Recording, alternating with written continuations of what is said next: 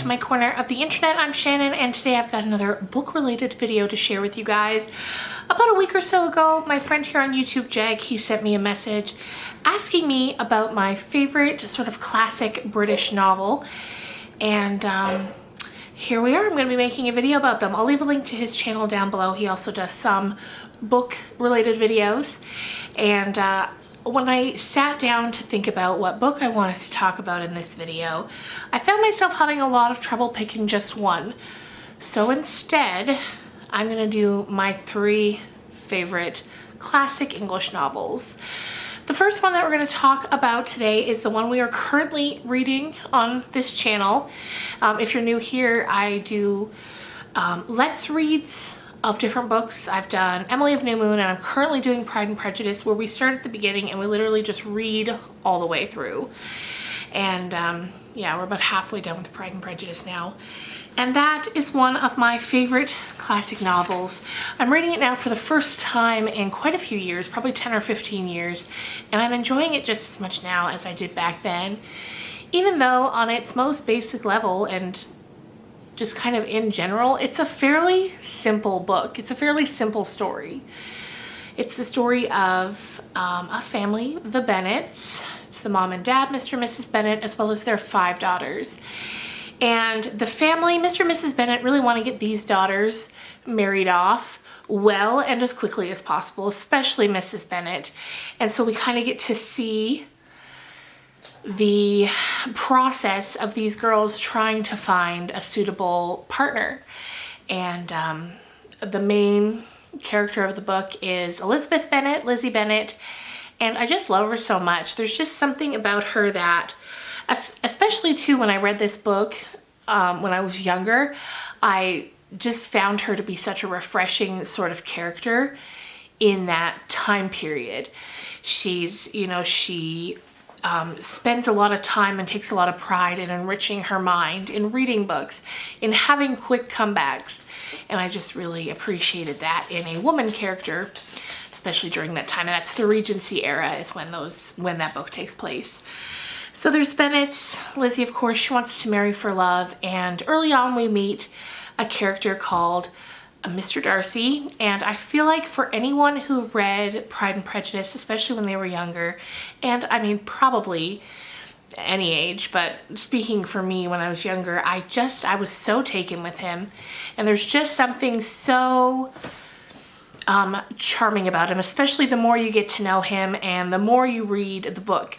Because at first, you know, he's very standoffish and you think him rude, but as time goes by, you see more than anything, he's just very shy, and he's very protective and loyal of his friends and family. And so anytime there's, or a lot of the times when you see him behave in certain ways that at first you might be like, that's kind of a, you know, sort of an asshole-ish type of mood or type of move, you later find out, well, maybe there's more to it than we originally thought.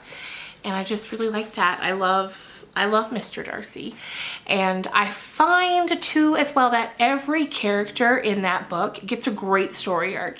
Every single one. And yeah, it's just, I love the way that Mr. Darcy is shown to really fall in love with Lizzie for her personality. You know, it's mentioned that she's not the prettiest of her sisters. She's pretty, I think it's described as like sort of pretty for the area she lives in, but wouldn't be in a big town. And he falls in love with her for her other attributes. So I loved that about Pride and Prejudice. But again, you know, it's a simple premise. It's a simple book. It's people visiting other people.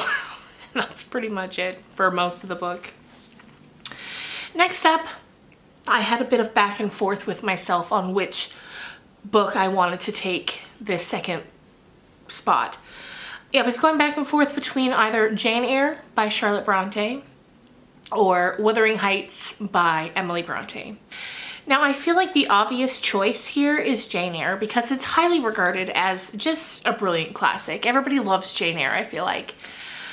And I'm no exception. I also loved it. I thought it was a beautiful story that really stands the test of time. But I had to pick Wuthering Heights. I just had to, because it's such an insane book that I had so much fun reading it. I once remember reading somebody describe Wuthering Heights as unpleasant characters behaving unpleasantly, and that's a great way to describe it. Emily Bronte herself was a very interesting character. All three of the Bronte sisters died very young. I think Charlotte lived to be the oldest, and I think she lived to 38. And then Anne and Emily, they barely made 30. I think Anne lived to 29 and then Emily to 30. They all died very, very young. And I think that's interesting. For Emily, this was the only novel she wrote. She also has out a collection of poems, but this was the only novel. And, you know, that's too bad. It would have been interesting to see where she ended up going. Because this book, it was so dark. It was so dark. And it was a lot of really unlikable characters. And I don't know. Sometimes I hear people talk about Wuthering Heights as though it's a love story, which it absolutely 100% is not. It's not a love story at all. If anything, it's a story about violence and revenge. But it's gripping. It's one of those books you'll start it and you won't be able to put it down. At least I wasn't. Now I know this book is very divisive. People either love it or they hate it. But I think if you love it, if you try it and you like it, you'll love it a lot, basically. So at its sort of core, it's about two families and their horrible relationships with each other. That's basically it. There's Heathcliff and Catherine, and they're awful. They're just awful. And they treat each other badly. And I don't know, I found it really interesting. The descriptions are absolutely insane. She was so good at describing things. I loved the dialogue between the characters. And as you know, a dark story is not something that will put me off of a book. I love a good dark story. And I just felt like this was so surprising to me when I picked it up, knowing it was a classic. I think it was published in 1816. Let me check here. 1847. So picking it up, knowing it was of the time, it just completely took me off guard by how unlike what I thought it was going to be, it was. And I really loved that. I loved being surprised. I remember reading at one point too that because it's so violent and so dark that a lot of people just assumed it had been written by a man, and then were very surprised when it turned out to be a young woman who had written it. So yeah, it's kind of two parts, and when it's adapted into film, or I think also a miniseries was made of it, the second part is largely left out, and it just kind of goes up to, from the beginning up to the midway point. The midway point is when the sort of big event takes place. I'm not going to be giving spoilers for any of these books in this talk, but and then from then on you go to learn about another generation of characters, but that generation's kind of left out of any adaptations, and that's too bad because that's really where you get to see some of the best characters. The best characters are not from the first half, but they're kind of the most known characters because they're the ones that are always in all the adaptations. So yes, give it a shot if you haven't already.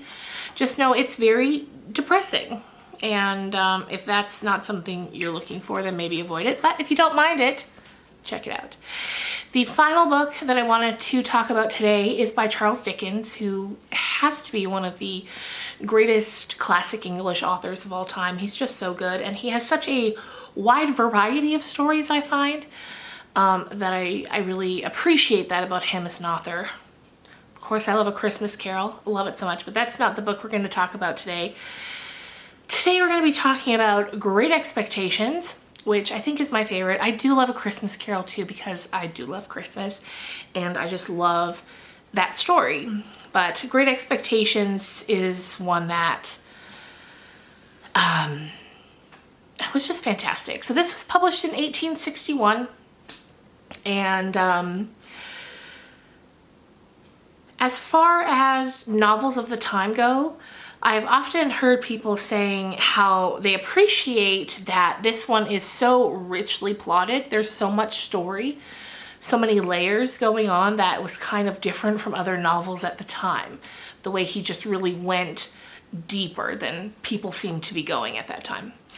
And so it's about a boy named Pip. It's kind of his coming of age story. The characters he meets, the adventures he has, the travels he goes on. There's just so many great characters in this story. There's Miss Havisham, who was jilted at the altar. She was left at the altar, and for the rest of her life she wears her wedding dress, and the entire house is left forever as it was decorated and set up that day for the wedding. So for just decades it's just left like that. At this point when we meet her, she's older and she has adopted a young girl named Estella, who she kind of takes under her wing as her pet project. She's gonna raise this girl, and she's gonna raise this girl because she's very beautiful. Estella's very, very beautiful, and Miss Havisham's gonna raise her to go out into the world and hurt men the way that she was hurt by the man that left her at the altar.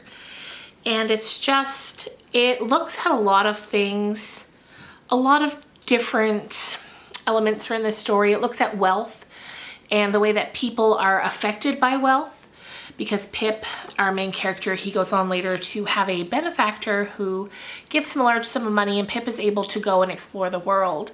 And as he does, it changes him for the worse. It makes him snobbier. He's just a completely different person. But then the beautiful thing that begins to happen is we begin to see a ton of character growth. After a particularly painful scene to watch, we begin to notice just a ton of character growth, and he learns and changes, and it's a beautiful, like I said, coming of age story that is so well thought out, so well planned, so well executed that I just loved it, and it's one of my all-time favorite books.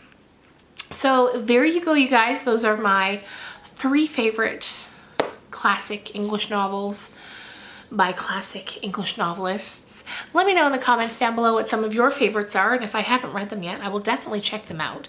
And let me give you a hint on where you can check these books out.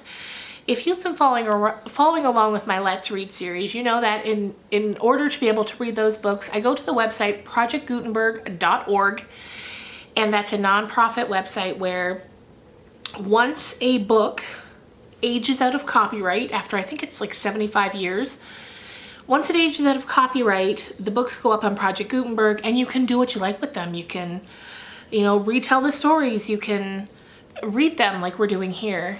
And so yeah, if any of these sound good, or you want to check out any English classic, or any, not just English classic, any classic in general, any book that's over 75 years old, you can go and check them out and just be able to read them there for free. You can download them directly onto your iPhone, your iPad, your Kindle, whatever you have. And yeah, enjoy. Happy reading, and I will see you guys again real soon. Bye.